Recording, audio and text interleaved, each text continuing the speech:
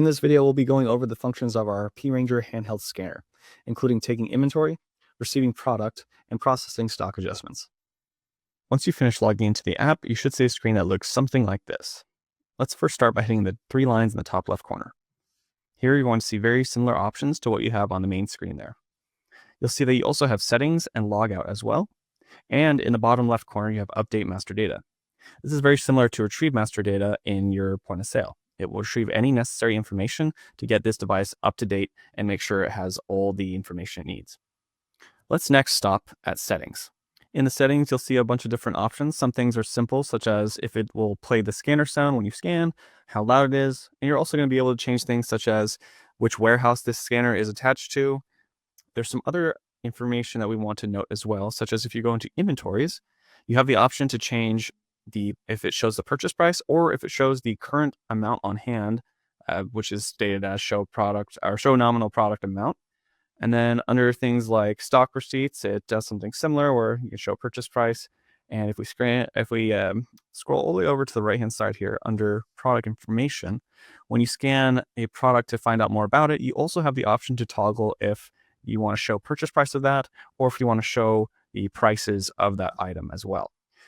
Only cashiers that have the permission titled MDE admin will have access to this settings. So no need to worry about other cashiers messing around with settings if you don't want them to.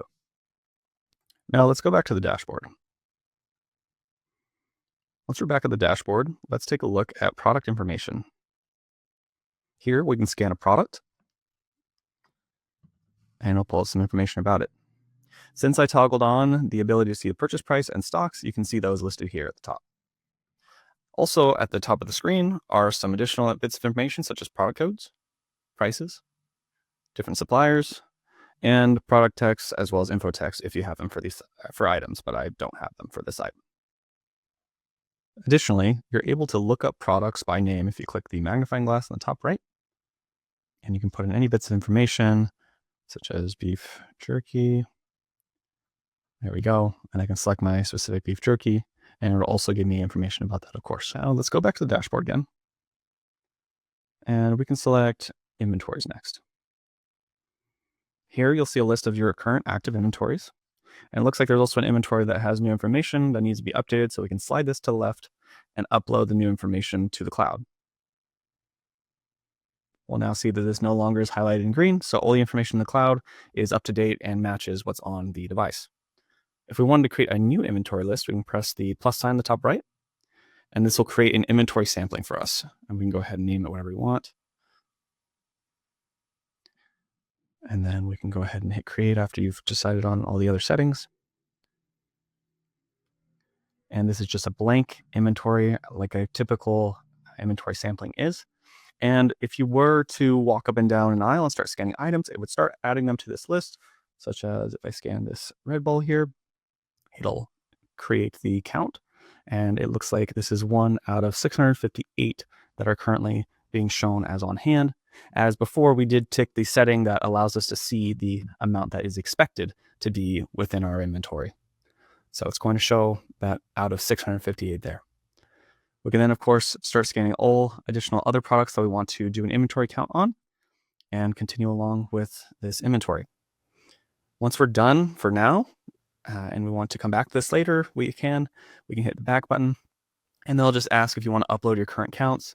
This is not booking it. This is just making sure that you save your progress.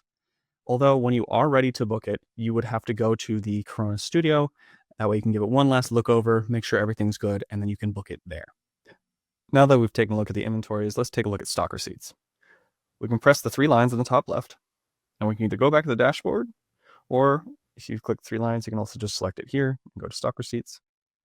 Here it'll show us a list of our currently active stock receipts and any receipts that have not currently been booked. If we want to create a new one, we're going to press the plus sign in the top right. And then similar to the Corona Studio, it'll ask you if you want to create it from a current stock order or create it from no source at all, which is like an empty stock receipt. So we can select no source here for this example. And then it'll ask if you want it to be an external or internal stock receipt. External, of course, being from a supplier or external source, and internal being from another one of your stores. So we'll click external, as that's probably going to be the most common one. And I'll put my totally real supplier in here. and hit create at the bottom. Now that we have an empty stock receipt created, I can either scan the items I'd like to add, like so.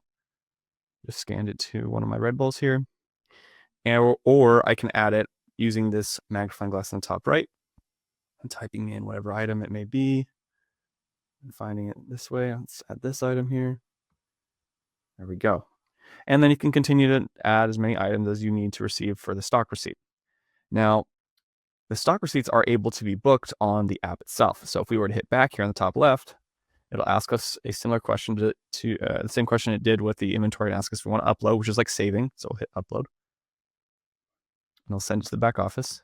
And then if we're already ready to book this one, we can slide it to the left and you'll see a book button. So we select that. It'll ask you if you want to finalize the stock receipt, and you can't make any changes after you finalize it and book it. And we'll select book. And now the quantity on hand has been changed by the amount that we, of course, added in this stock receipt. Now, these next couple ones are going to be pretty quick. We have the dispatch notifications, which are pretty simple. They're just a way for you to view your current dispatch notifications on the device here. And then we have store orders, and store orders is very similar to stock receipts in terms of functionality. So you hit the plus sign on the top right. You put whatever name you want in here.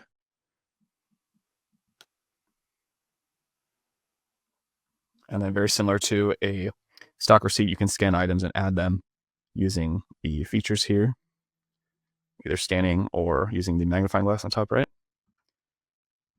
And then same sort of thing, upload, and then you can click order to turn this into a stock order. The last thing we're going to want to show you is the stock adjustments. So in the top right, we can select the plus sign. We can put the rationale behind what we're doing with this, or what the reasoning is for the stock adjustment. So maybe breakage.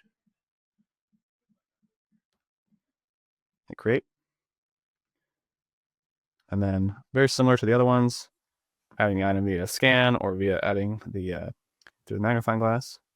And then typically stock adjustments are in the negative, but if you did need to make it a positive, maybe 10 were left behind and never picked up after like a week, we'll want to re-add them back into stock. Do 10, or you can input the number such as 12, we'll minus that and we'll get -2, or maybe you add a couple more, so we'll remove 5 more. Or if you need it to be a specific number, instead of removing or adding a number to the current number at hand, you can, maybe you want to add 12 to be the number. We can hit equals, so whatever we put in here, equal sign, it will become that number. So in this case, we'll do 20 and we'll minus that, so we should have -5. Yep, we'll take 5 out of inventory because they broke. Customer accidentally dropped them on the floor. Let's say that's the scenario. And then for this one, we're going to go back. Same sort of thing, upload, slide to the left, and we can book it. And now those 5 have been removed from my quantity on hand. Thank you for watching this Korona POS Help Center video. For more information, please check the description down below, where you'll find our online manual page, as well as the contact information for our support center and any other resources that will help you get the most out of your Korona POS system.